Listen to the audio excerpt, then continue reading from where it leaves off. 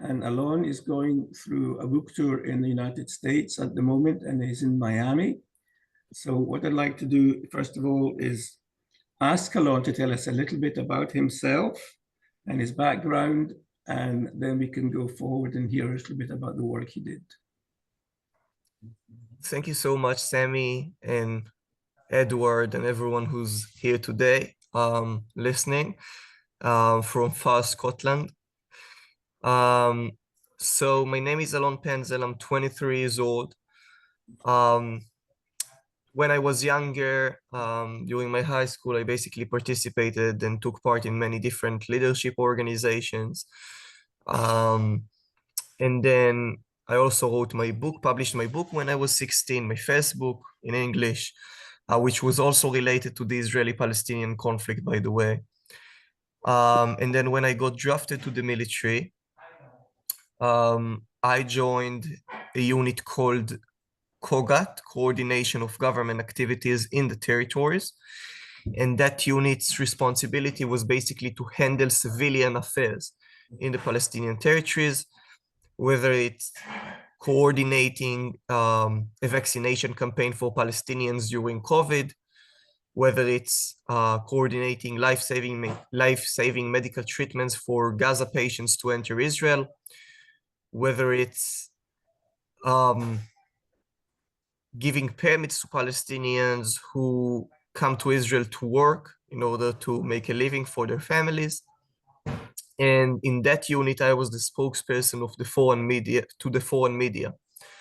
So I was in touch with hundreds of journalists on a daily basis from hundreds of news outlets and agencies from all over the world.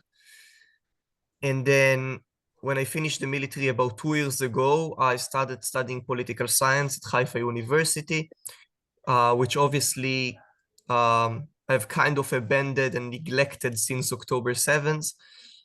Is on October 7th when everything began, and as a grandson of a Holocaust survivor, and as a neighbor and a schoolmate and a friend of Matan Angrest, who is still being held captive in Gaza, whose video was released just 2 days ago from Gaza, I decided to come up with an initiative to create a historical, undeniable documentation for the atrocities. And for that, Sammy, I think I'll elaborate more. Yeah. Okay. It's interesting that you work with COGAT. Many people don't know very much about this unit. And as you said, it's the unit that is responsible for the conditions and the relationship between Israel and the IDF with the people in the territories, the Arab people. I think maybe for 2 minutes, maybe you could say to people just a little bit more about COGAT, because it's so important that what they do is critical to the relationship. As you said, you spoke to hundreds of journalists, because that's where journalists look to see what Israel is doing to help the Gazans and the people in the West Bank with relationship to how they live side by side with Israel. So I think regardless of our political perspectives or where we stand on the political map, it's important for the international community to know, or perhaps as we are here sharing, the truth about Israel and about the reality in the Middle East, that, Israel has been criticized for years, not only during military operations, for not providing humanitarian assistance to the Palestinians, both in Judea and Samaria and the Gaza Strip. And from my experience in that unit, and I was the spokesperson, so I kind of supervised on the majority of what my unit was responsible for. Not only on a daily basis, but also during intense times, during military operations such as Guardians of the Walls. I can give you an example. If you remember, there was a military operation, Guardian of the Walls, 2021, I think, 2019. And during that time, Israel was providing humanitarian assistance and medical aid to the Gazan people during the operation. were providing that assistance through the Kerem Shalom crossing. And while we were transferring the assistance through the Kerem Shalom crossing, Hamas was launching rockets specifically on that crossing in order to prevent the assistance from coming into Gaza. And for instance, through the Erez crossing, which is basically a crossing for passengers, for human beings, not for commercials, there we were trying to get Gaza patients out of the Gaza Strip for life-saving medical treatments, and then Hamas and other terrorist organizations in the Gaza Strip, Islamic Jihad, were launching mortar shells that hit the Erez crossing and prevented us from getting patients from Gaza to Israel. So this is, just an example of the absurd. Are we good with the audio? I can hear you fine, so I'm not sure. No, just with the chat. Okay. And I think this is very important to know that Israel has taken great efforts to assist Palestinians throughout the last decades, although it is usually criticized by the international community for committing war crimes, which is completely an absurd. So it's important to mention whether we, regardless of our political perspective or what we think about it, I think it's important for the international community to know.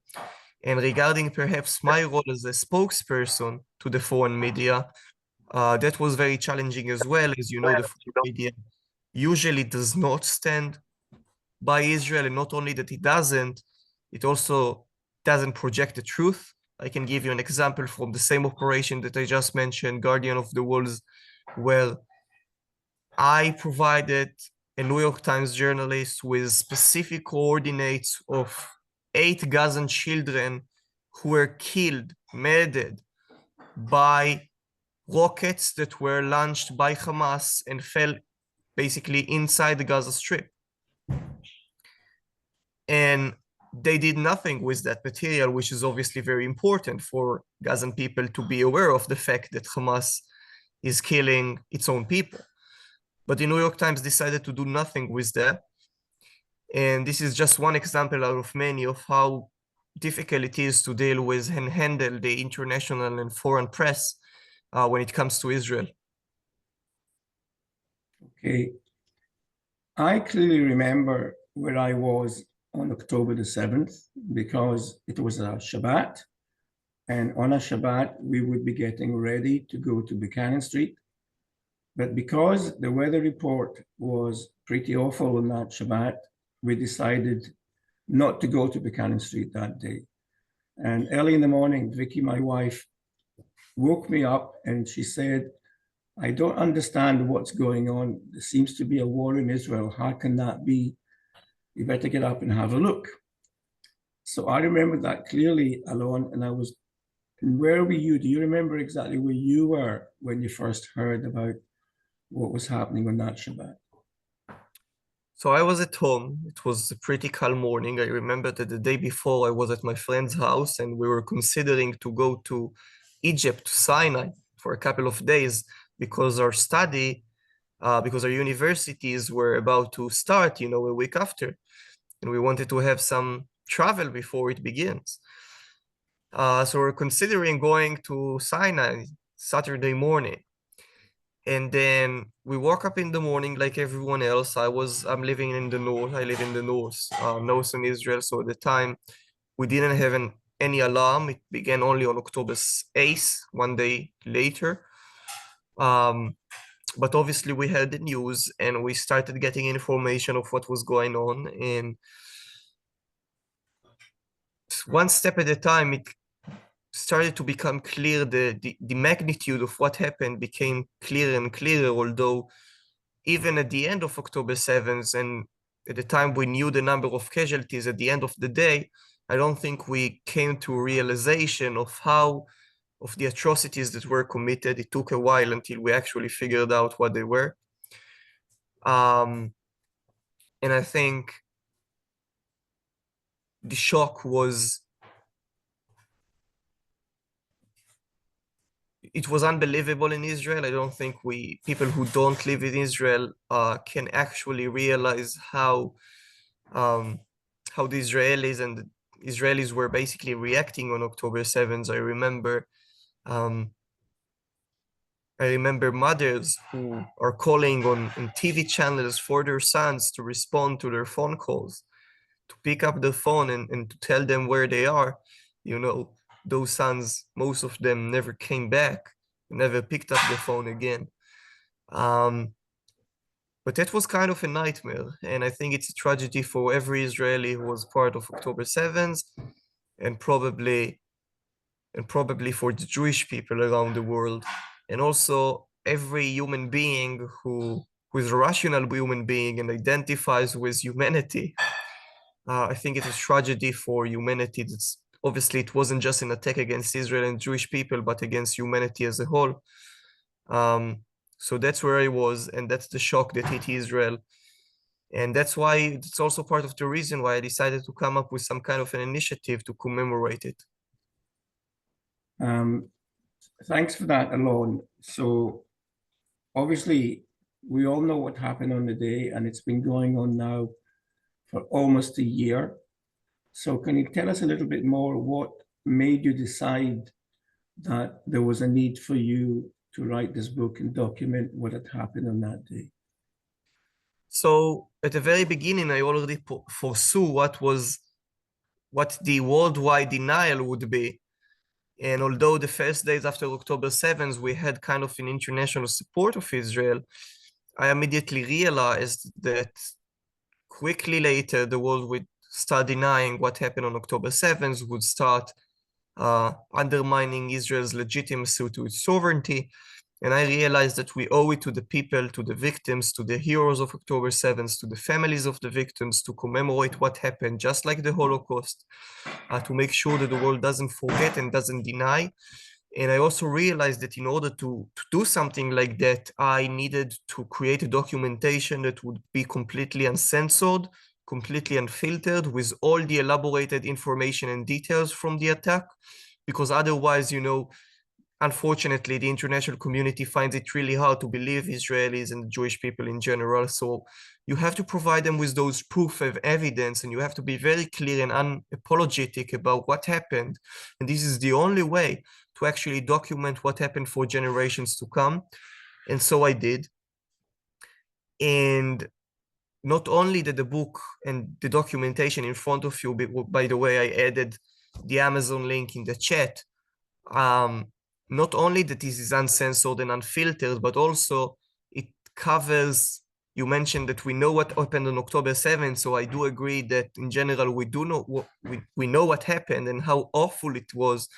But I would say that the book includes testimonies that have not yet been revealed, that have not yet been exposed, exclusive new testimonies of the cruelty of Hamas, and obviously also other terrorist organizations and terrorists who infiltrated Israel on October 7th.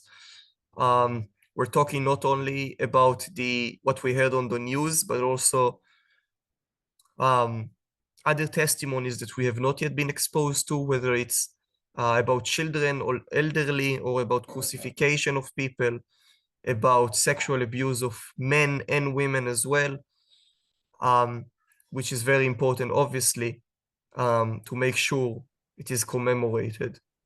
So I decided to write the book, especially for the reason you mentioned. And what I did was basically trying to collect the testimonies. I guess that's the follow-up. And at the beginning, I started basically communicating with Zaka volunteers who were there on the ground to collect the remains. It was still an inferno. There were still terrorists, and the bodies had to be collected. The bodies were in a very severe condition at the time. And Zaka volunteers were there to basically extract the bodies, and they were there to see what happened basically on the ground the day of October 7th or the days after. And if you ask me, then I'll definitely share some of the testimonies that I've heard from Zaka. I think that would be good, but you've mentioned Zaka 2 or 3 times, but there'll be people on this Zoom who will not know anything at all about Zaka, and I know you've said a sentence about them, but I think it's important that people know exactly what this organization does and what the volunteers have to go through in such a situation. So maybe you can just say a little bit more about Zaka to tell people. So Zaka is basically the Israel's national recovery forces, let's put it like that.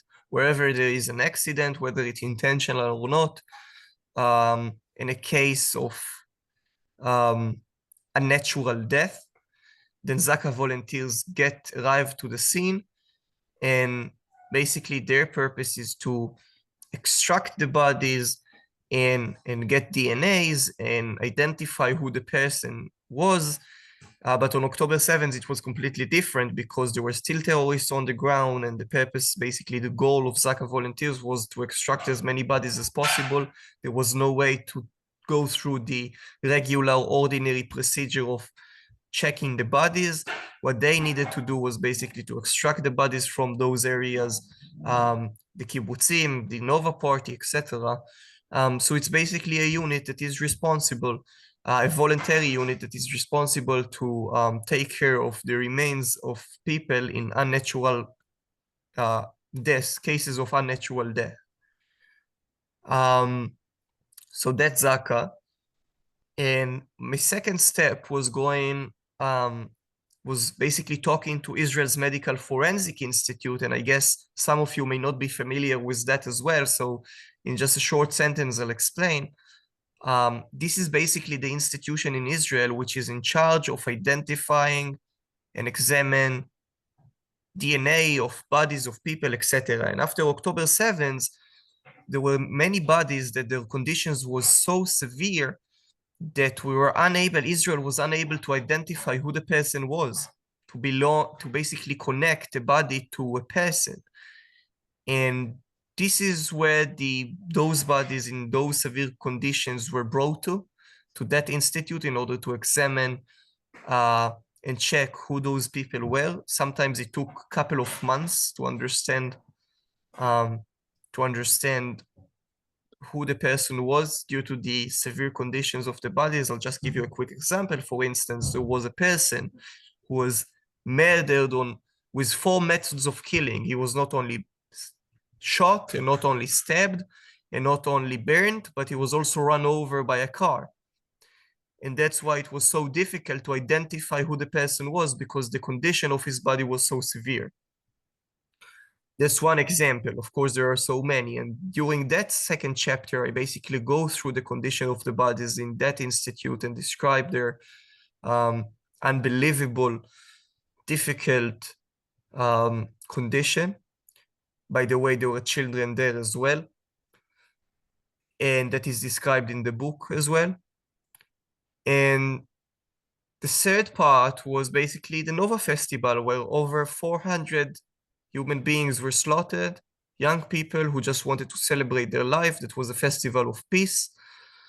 And they were cruelly slaughtered. There, obviously, those people, those heroic people, had to make difficult decisions on the ground. Do I keep running for my life? Do I stay and jeopardize my life trying to save my family or my friends or my relatives?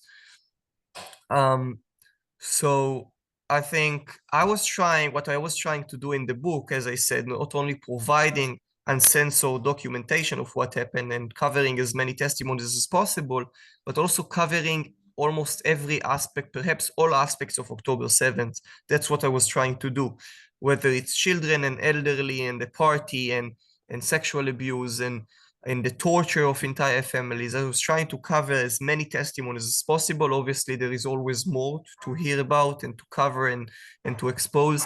But I was trying to bring as much as possible to the international community and to get it out as fast as possible, because as I said, I already foresaw the worldwide denial that we would face. I can't hear you, Sammy. I'm saying writing a book is obviously not a quick exercise. And I was just wondering, how did you start going about deciding who to talk to and who to take testimony from? And how long did it take you to pull everything together in order to try and produce your book? So I guess that the decision to reach out to those, to Nova survivors in the Israel's Medical Forensic Institute and to Zaka volunteers was mainly because these are the people who were on the ground on October 7th and the days after. So it was very, very clear that these are the people that I would have to reach out to. And obviously it was very challenging to reach them, especially after October 7th. They were very busy. And this is and you have to get permits to enter those places and to speak to those people, obviously. But this is only the practical challenges that I face, because the more complicated challenges, I would say, are the emotional ones. When you get to speak with those people and you try to extract information from them to get testimonies out there, then you basically interview them. And it was right after October 7th. They have just gone through the horrors and the atrocities. They're just trying to overcome what they saw.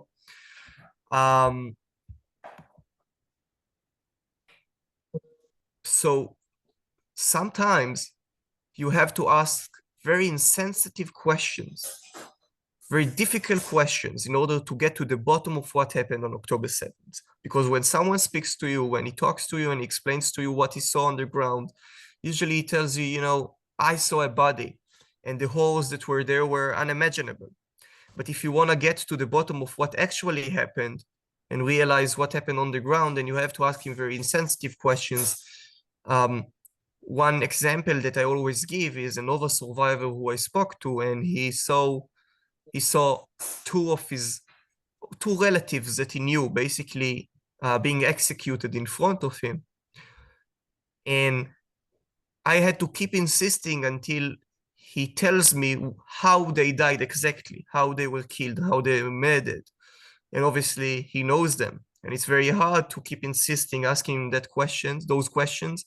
But I had to do that to get to the bottom of this, until he had to tell me that he saw their brains were basically blown up by the terrorists because they were shot from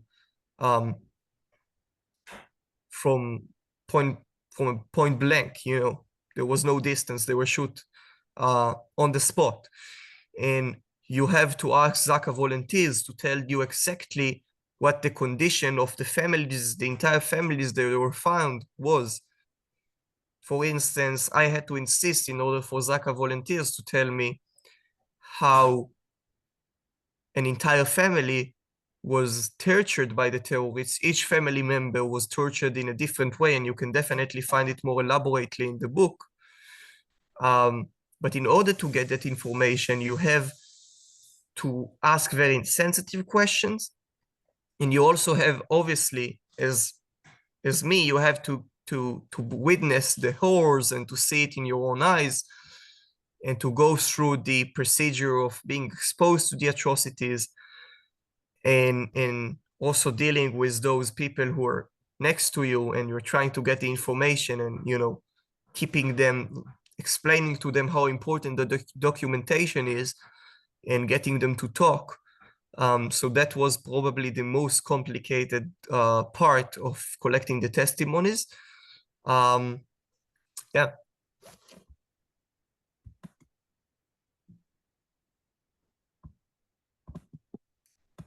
So obviously the people you were speaking to were going through a very difficult time, but you listening to them and recording what they had to say must have been very difficult also.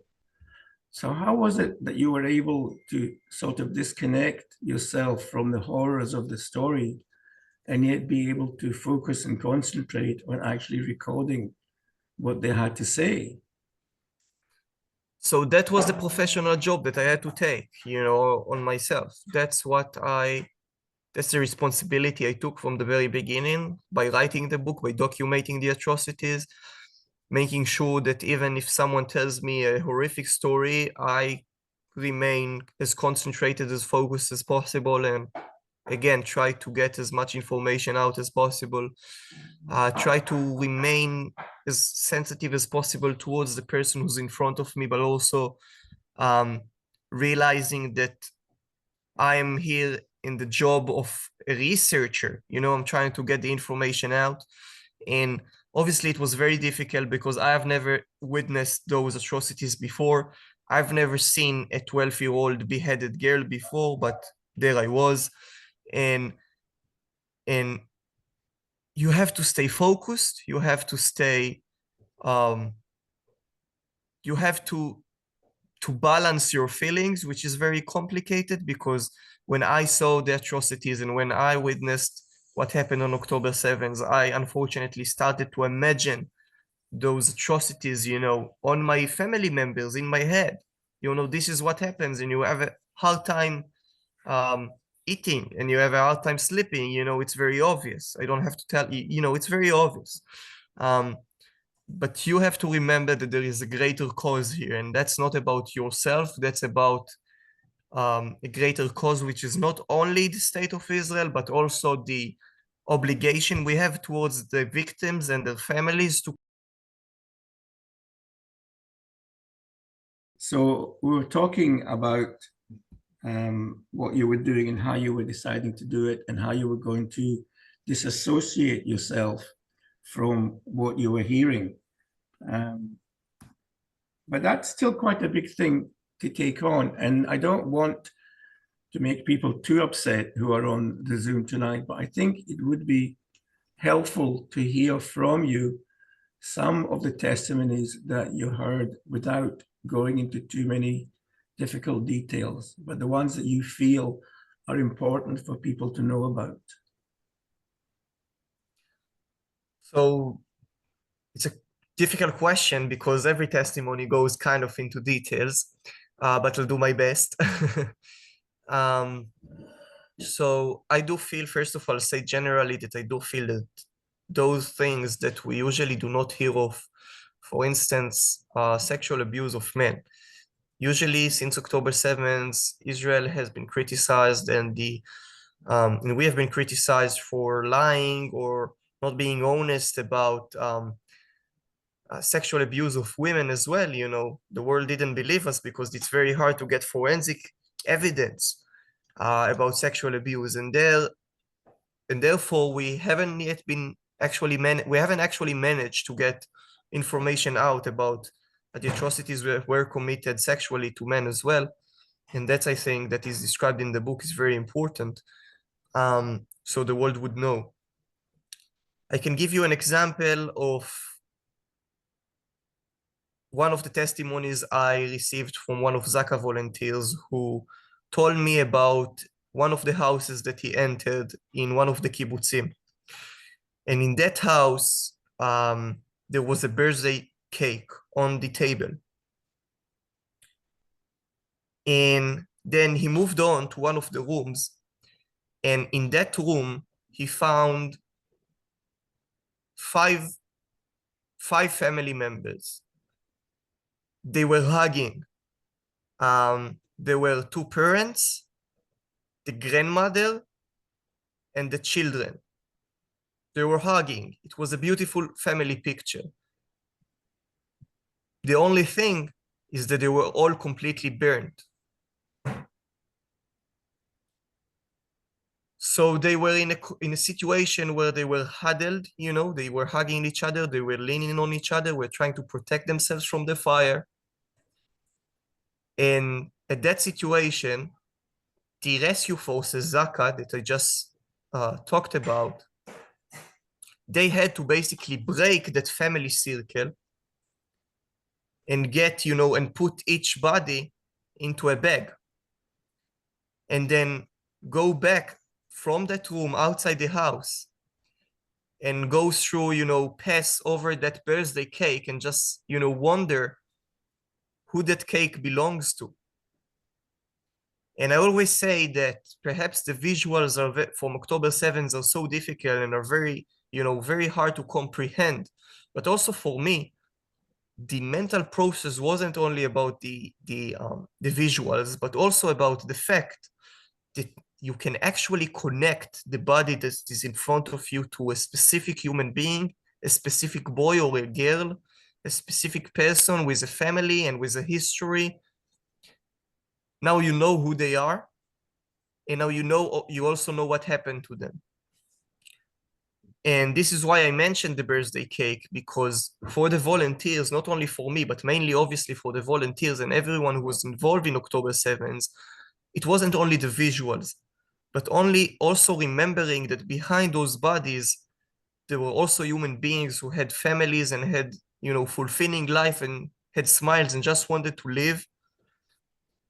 And, then we see their bodies in such a horrible situation. And that's also a very difficult emotional part. One more testimony that I can share with you, because there are so many, and yet I'm trying to not to get into details, because I can assure you that in the book you can find them. There was a person who was found in his house. He was crucified to an internal door, basically an internal door inside the house. He was crucified. There was a foreign employee, and that's very important to mention, to remember that it didn't happen only to Israelis and Jews, but it happened to people from all over the world. There was a foreign employee who was found she was beheaded, but she was beheaded by stepping on her neck with the foot. I didn't even know it actually existed. I had to ask the rescue forces and the volunteers, is that actually something that is possible, to behead someone by stepping on him without tools? Apparently, when you're evil and cruel enough, that is. And those are just several testimonies of so many others, and I haven't even touched, the testimonies about children that are definitely described in the book, and perhaps for me were the most challenging ones, because I have 2 nieces and 2 nephews, which are, basically an integral part of my life, and I'm sure each one of you has either children or grandchildren, or people who are very close and dear to you, and just try to imagine what happened to those children on the ground, where beheaded and the internal parts were taken. You can read about it in the book. And obviously this is, I hate to say that, but a taste of the evilness and the cruelty of Hamas terrorists and everyone who basically participated on October 7th and took part of the most horrific day in the history of our country. But that's important, to remember that we are not just talking here today to focus on their cruelty, the cruelty of Hamas and the tragedy that happened to us, but also to remember that the fact we're here today, able to commemorate those people and their testimonies, that shows the resilience and the hope and the strength of the Jewish and the Israeli people. I do believe it from the bottom of my heart. Because, I've been criticized frequently with people telling me, why do the Jewish people need a book that would basically remind us of the wars that happened to us for generations to come? And I obviously welcome any kind of criticism. You're also, when we come to Q&A, you're more than welcome to share those with me. But I don't accept that. Why? Because I think that our strengths and our resilience comes from our ability to remember and commemorate our brothers and sisters. And yet, while commemorating them and what happened to them, overcoming, remembering that our Jewish spirit would never be taken from us. During the Holocaust, they were trying to exterminate the Jewish people, and then on October 7th, they were trying to exterminate the Jewish spirit.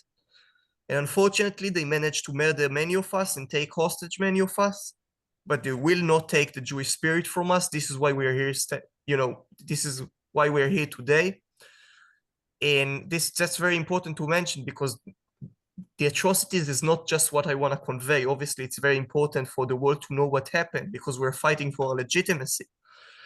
But when we are here today talking about what happened, it's also important to remember that commemorating what happens also shows our resilience and our strengths. That was important for me to mention.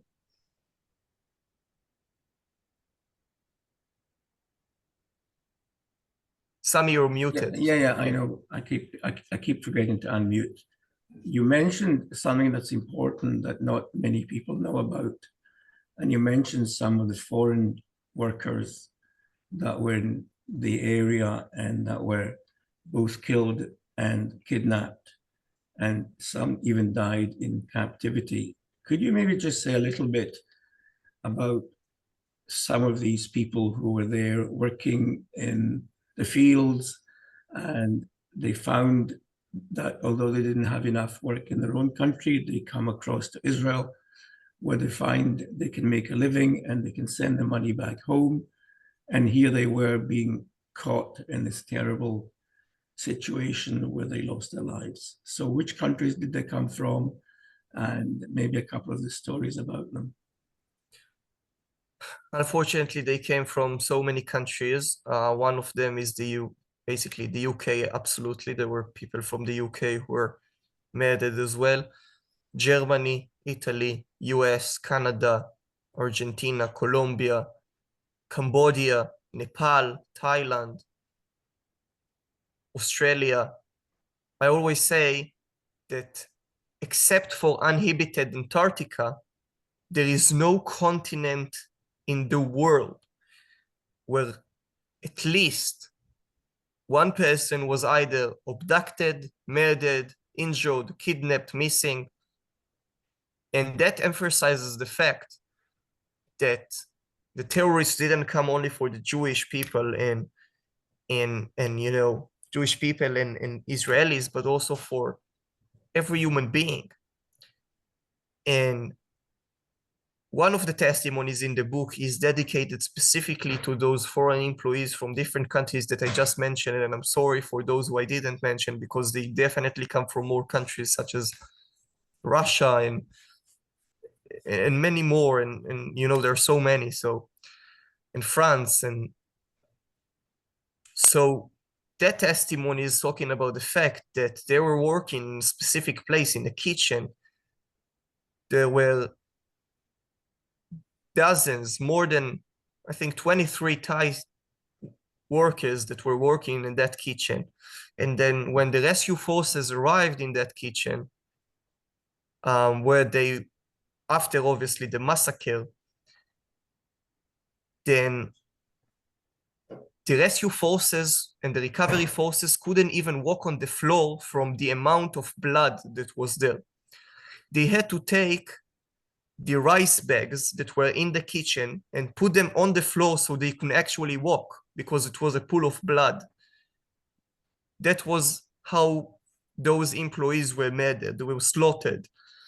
Not only that they were shot, each one of those employees, but each one of them was completely tortured. Their organs were cut off. Their body parts were cut off.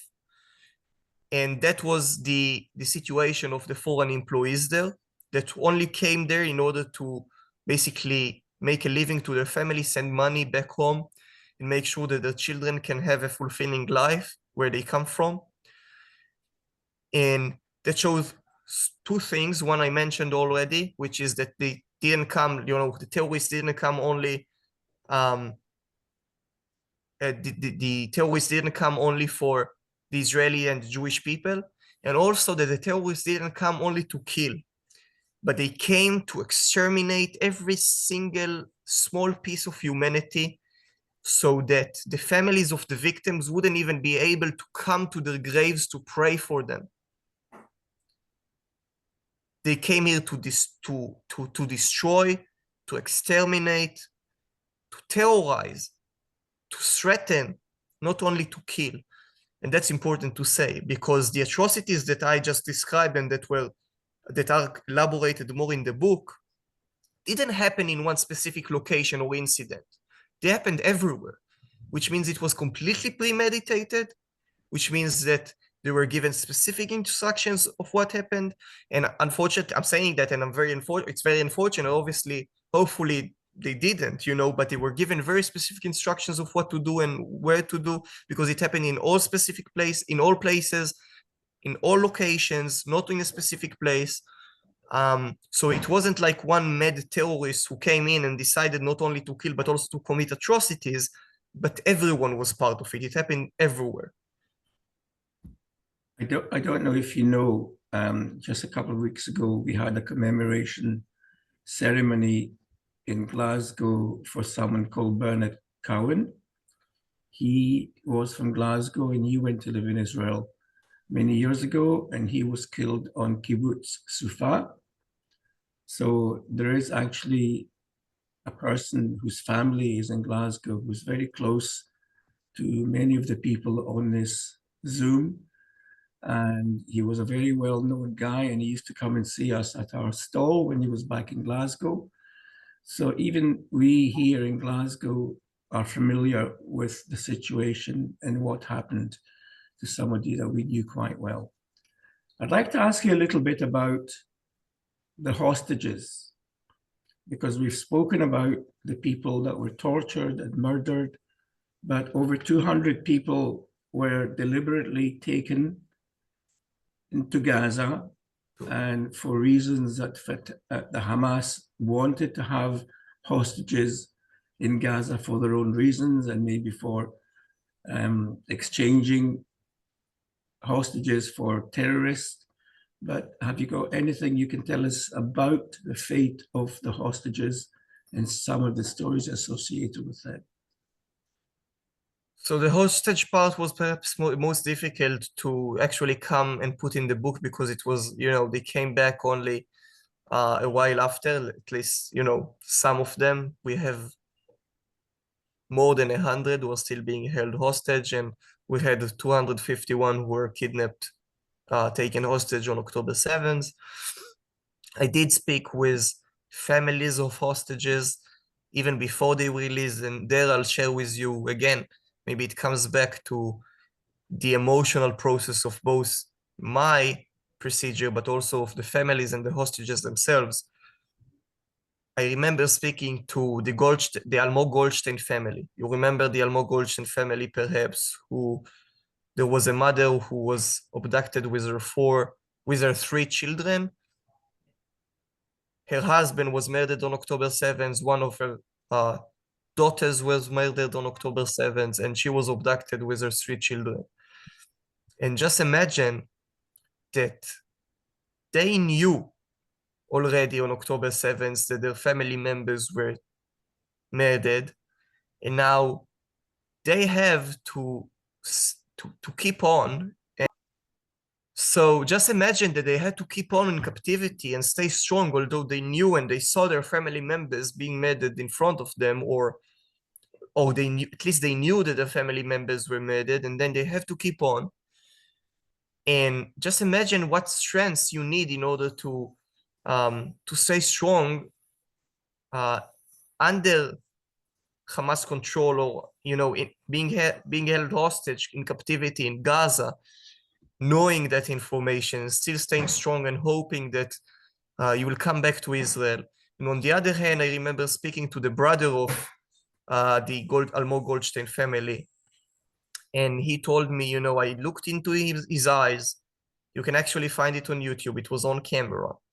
And I asked him, do you actually genuinely, honestly believe that you will ever see them again? And he was so confident that he would.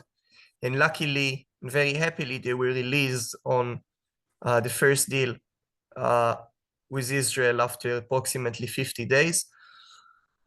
And this is, again, I hate to say that, but a small part of what the hostages and the families of the hostages were, and unfortunately still are, dealing with. We all want them back. As I said, I have a neighbor who's still being held hostage in Gaza, Matan Angrest. His video has just been released recently. And I can't imagine what these families are going through. I can't imagine what these people who are still being held captive in Gaza are going through. As much as we can try to imagine, I don't think we can comprehend the extent of their suffering. And therefore, definitely, this conversation here as well, I'm calling for their immediate release. So that's interesting. So what do you think is happening at the moment with regards to the release and the hostage exchange and the demands being made by Hamas and the response being made by Israel at the moment? So I'll say that I am trying as much as possible not to get into it, because I don't think it's my job. I don't think that I have the intelligence to determine what's true and what's not.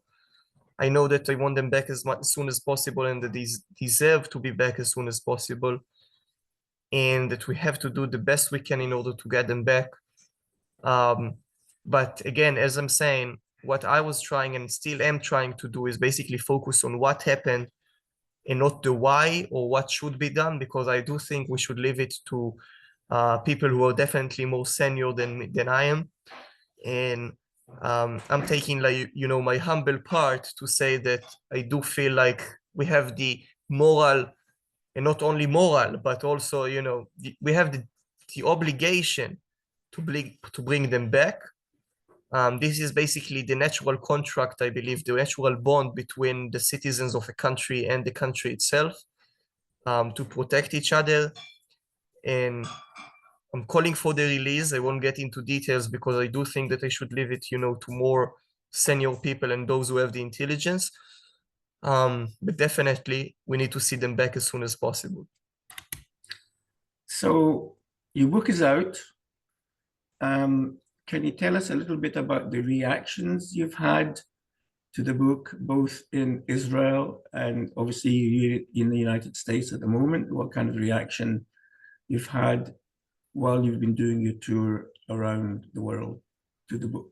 So I would say that I'm definitely experiencing and encountering denial on a daily basis, definitely, whether it's during a book tour that I'm doing and then physically I experience that perhaps on the street, and definitely on social media and on the platforms where the book is published. Definitely, people are saying, there can be people saying that the atrocities and the testimonies from the book are unsubstantiable, that they are completely untrue. And there are, people calling it an Israeli propaganda. But the fact that I am so confident about the atrocities, because, maybe I didn't mention that, but it's worth mentioning, they have been verified from every possible direction.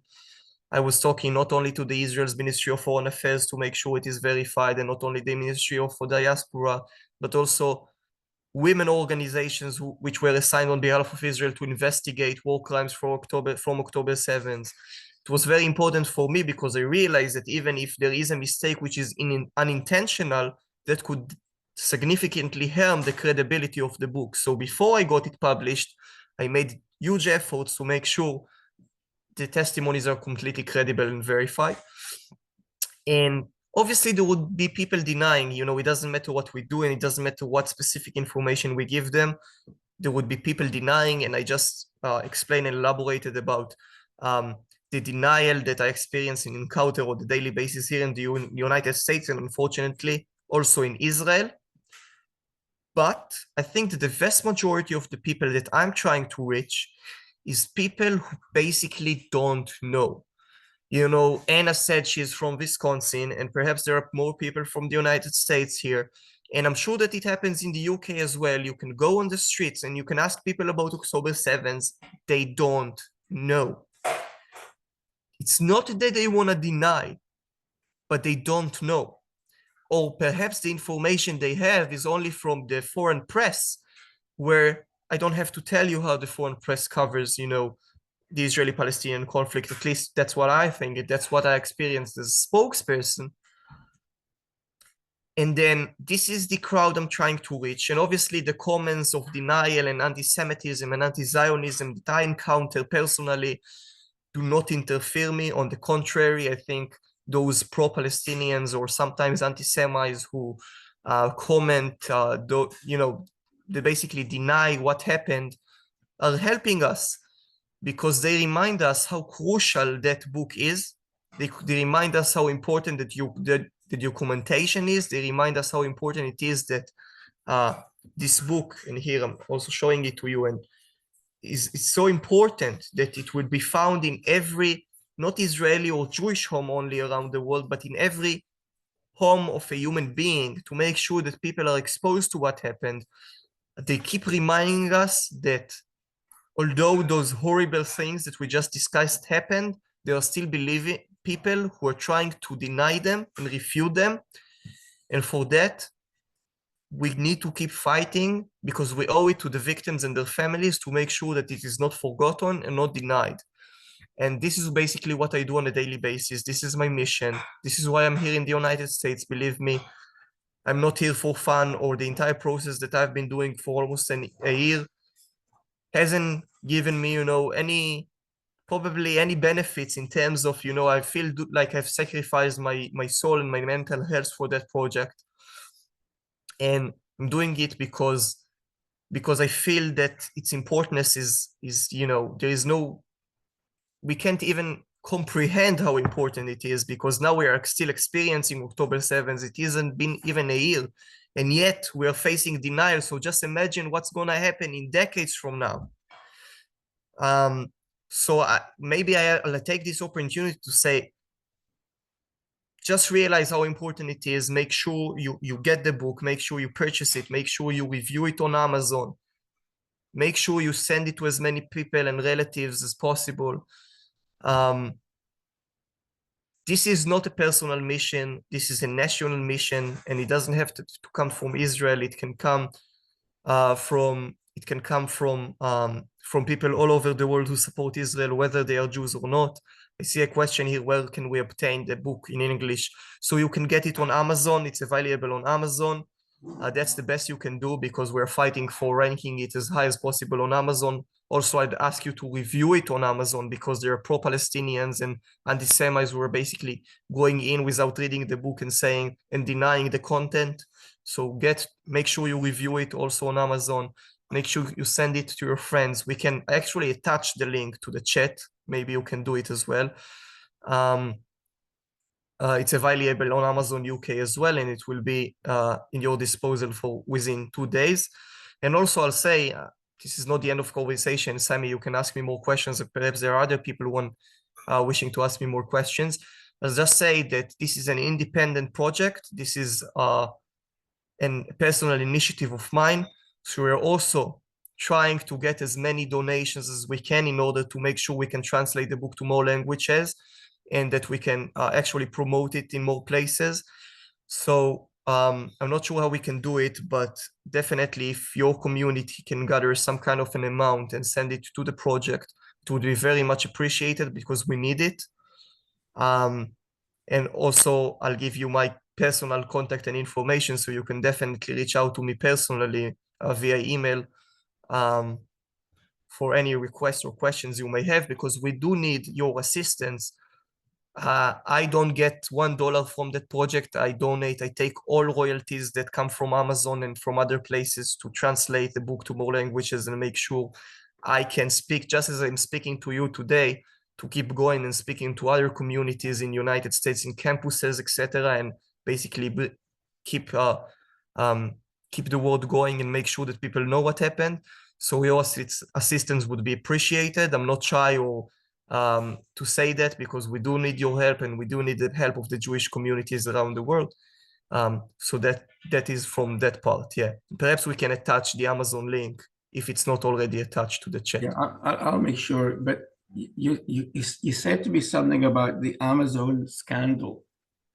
Can you tell me what you meant by that? So this is also why I'm saying that purchasing it through Amazon and reviewing it on Amazon is so important, because what happened was that initially, when the book was published, when we basically tried to upload the book in English to Amazon, it was blocked. We got a notification from Amazon that the book was blocked. They actually gave us no explanation besides saying that it was a violation of their guidelines. This is what they said. They did not state what the violation, which guidelines we violated. They did not say what we have to adjust or change in order to make sure that the book is on Amazon. I was trying to contact them for a while, but couldn't find anyone to basically respond. And then after some press coverage and pressure that we put on Amazon, so finally they sent us a message that there was a mistake, and that's why the book wasn't uploaded initially, and now it's on Amazon. And I see that Esther actually sent the the link on the chat, which is great. And we're still facing difficulties with Amazon's, because now it is published all over Amazon websites, but there is an option on Amazon, if you don't have to do that, but you can, to advertise and promote your book in order for people to see it on Amazon. It's very important because there are so many books being published every day. And there are also books contradicting October 7th. So we want to beat them, we want to rank our books higher, our initiatives higher. And they are not letting us do it. They sent me a message that in those times, we cannot promote and advertise that kind of content. Again, with no further explanation. So the fight with Amazon keeps going. And hopefully, with your help and with more communities, we'll be able to prove Amazon that we are not giving up to those challenges that we are facing, because we will keep spreading the word, and we will keep making sure that the world knows what happened, regardless of the challenges we're facing with, no matter how giant the corporations are, and no matter how difficult and challenging the obstacles are.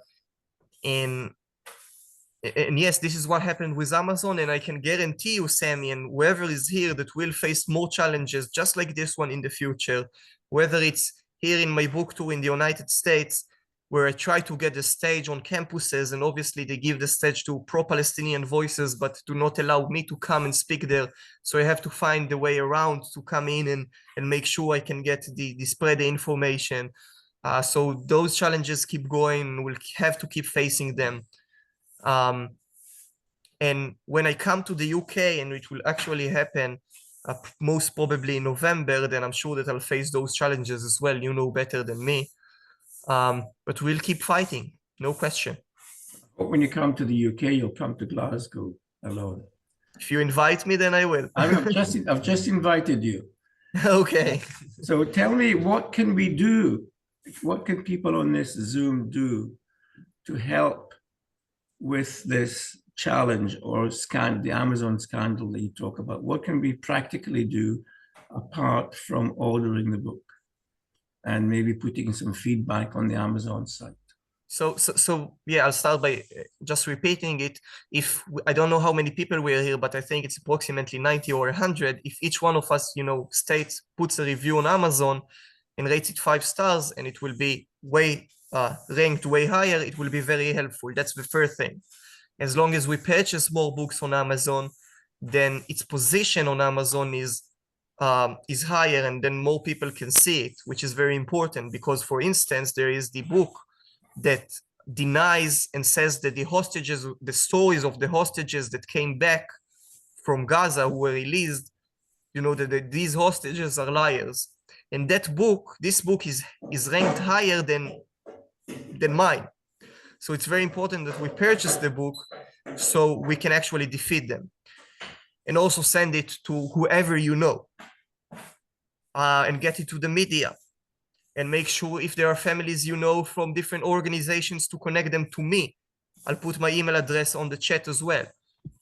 And as I said, finally, I know it's perhaps hard to say, but budget is everything. If we want to get it to make sure that we can fight Amazon, and for instance, before it was approved initially on Amazon, before they decided to change their decision, I wanted to file a lawsuit against them for not approving the book, but I couldn't do it because I didn't have the budget required to fight such a huge corporation alone.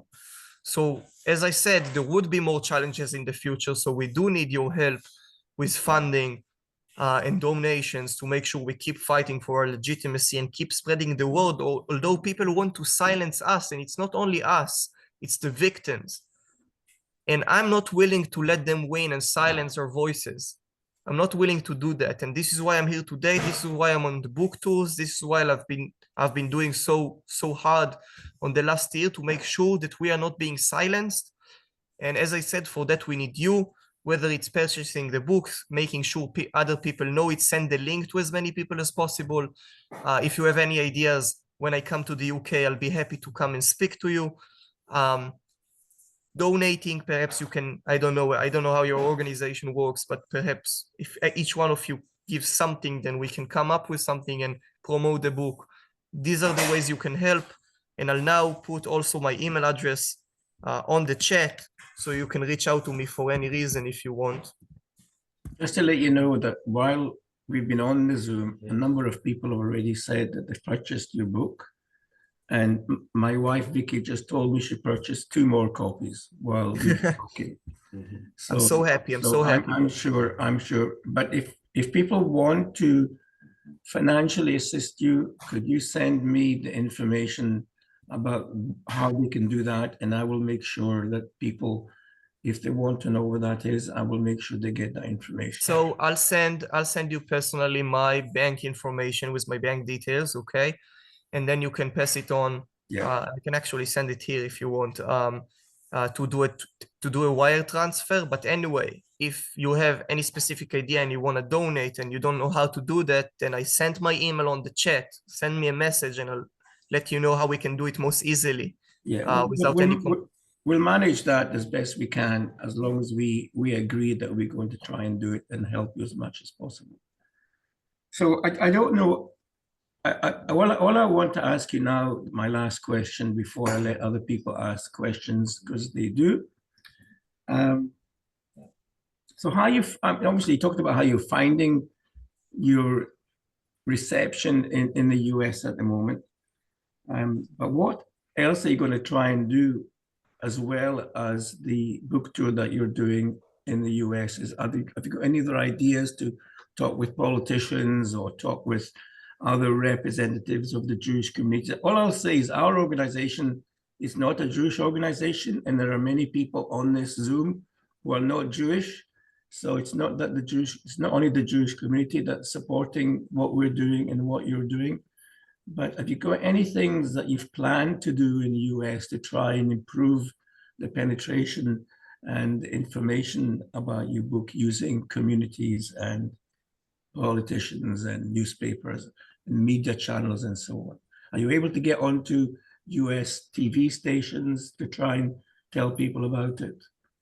So since the book was published, I've also met journalists and diplomats and influencers in such speaking engagements, sometimes via Zoom, sometimes face-to-face, in order to make sure to spread the message. Sometimes I did it independently, but sometimes I also did it on behalf of Israel's Ministry of Foreign Affairs that sent me to speak with such delegations. And the purpose is to get to the most important institutions in the world, such as the UN and the White House, and to the most important leaders in the world. For instance, I'm going from here, from Miami, this week directly to DC. There is a national summit there. Trump is going to be there as well. Both Trump and I are going to be speakers in that conference. Obviously, I'll do the best I can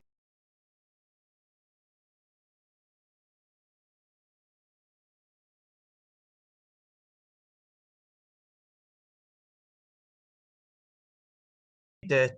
Perhaps I've said it, but I'll say that first, it covers exclusive testimonies. It means that you cannot find them in other places, which is very important because we don't want testimonies to just vanish from history. And with time going on, it's actually harder to get people to talk about what they saw because they're trying to recover from what happened and they don't want to talk about it. So it's very important that there are new testimonies that cannot be found anywhere else. So they would be commemorated. And the second thing I would say is that the book, again, is uncensored and filtered. I think this is exactly what differentiates it from other initiatives about October 7th.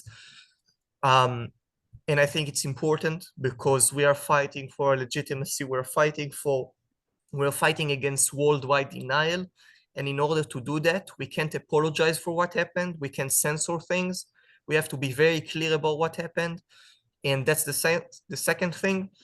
And the third thing I would say, I just mentioned that we're fighting for legitimacy. So the book is definitely an important diplomatic tool for the state of Israel. There is no question here. And I'm using it also as a diplomatic tool. But its initial purpose from the very beginning up until now, we have to remember, has been to commemoration and remembrance, and make sure that we owe it to, that we remember what happened because we owe it to our people and our brothers and our sisters. And that's the main purpose. And we should never forget, because there is going to be so much on the road, with the book and my book too. And I always think, like, keep reminding yourself what your goal is. And that is your obligation to the commemoration and remembrance of what happened, in order to make sure that the testimonies are heard, that the families of the victims know that their beloved ones didn't die for nothing, that people know what happened to them, that the atrocities are undeniable. So that's what I would say. That's actually a great question, because also in Israel, sometimes I was criticized for, revealing what happened in a completely, again, as I'm saying, uncensored way. So I'll say that I did receive many comments from families of victims who thanked me and appreciated the work I did in order to commemorate the stories and testimonies of their beloved ones. There were mothers of sons who were murdered on October 7th in the Nova Festival who asked me to look into what happened to their sons because the army wasn't telling them, because they didn't have the information. So obviously from that perspective, I definitely get those comments. But obviously from the other hand, I was frequently criticized for, you have to be more sensitive towards the families. And what I say to those people is that I probably agree. That's what I say. And yet, when I put on the balance being sensitive and commemoration and documentation, finally, I've got to choose one. There is no other way. I've got to choose one. And I feel like when you go to Holocaust museums, either here in DC or in Israel, in Yad Vashem, or in any other Holocaust memorials, so you do see death halls, right, with naked people who were shot by the Nazis. It's also insensitive, right? I agree. But you have to make tough decisions. You have to prioritize. And when I prioritize and put it on the balance, I believe that we must document what happened for the families of the victims.